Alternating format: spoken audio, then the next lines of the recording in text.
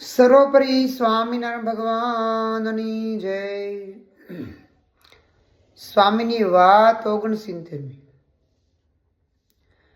નિરંજાનંદ સ્વામી પાસે બેસે તો અંતર ટાઢું થઈ જાય.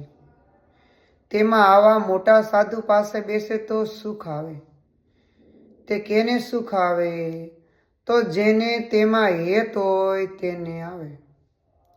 વલારી ભક્તો, જે પદાર્થમાં જે વ્યક્તિને હેત હોય એને એવું ત્યાં સુખ આવે છે.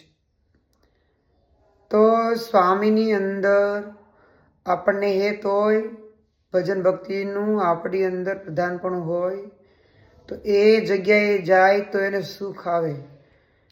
તો કોઈને રુચિ જમવામાં હોય તો તૃપ્ત થાય ત્યારે એને સુખ આવે.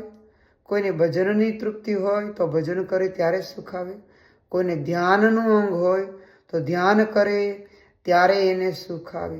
એમ સંતોની વાણી સાંભળે, સંતોની કથા વાર્તા સાંભળે, સંતો સાથે હેત રાખી એ કેમ મંદિરની અંદર સેવા કરે એટલે એના અંતરમાં સુખ આવે છે. વલારી ભક્તો, આ વિશ્વનું સૌ પ્રથમ મંદિર સ્વામિનારાયણ ભગવાનનું, નરનારાયણ દેવ ભરતખંડના રાજા.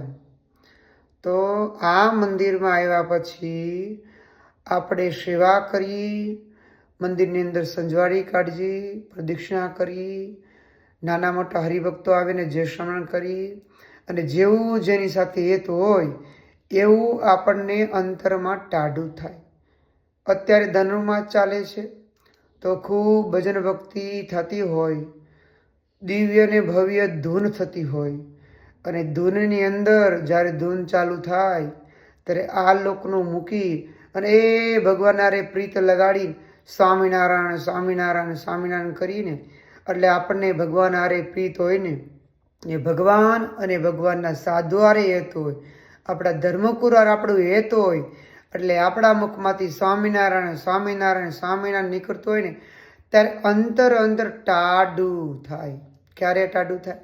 આ લોકનું બધું મૂકી દઈએ એટલે કીધું તો જેને તેમાં હેત હોય તેવું સુખ આવે.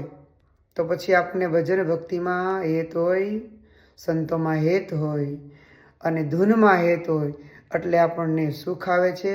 વહેલા ઉઠીને હવાના પોરમાં હરિભક્તો આવતા હોય છે ભજનની અંદર, તો એને ભગવાનમાં ખૂબ હેત છે ને ત્યારે વાલા હરિભક્તો વહેલા આવે છે. નાના બાળકો, યુવાનો, વૃદ્ધો, તો આ બધા ભગવાનના ભક્તો છે, એને મારા જ અંદર બહુ હેત છે એટલે વહેલા સવારમાં આવે છે. આ નરનારાયણ દેવનો ચોક, તેમાં એ રાજી થઈને આપણે બધા ભજન કરી તો વહેલા પધારજો સવારે. મહારાજ રાજી રહેજો.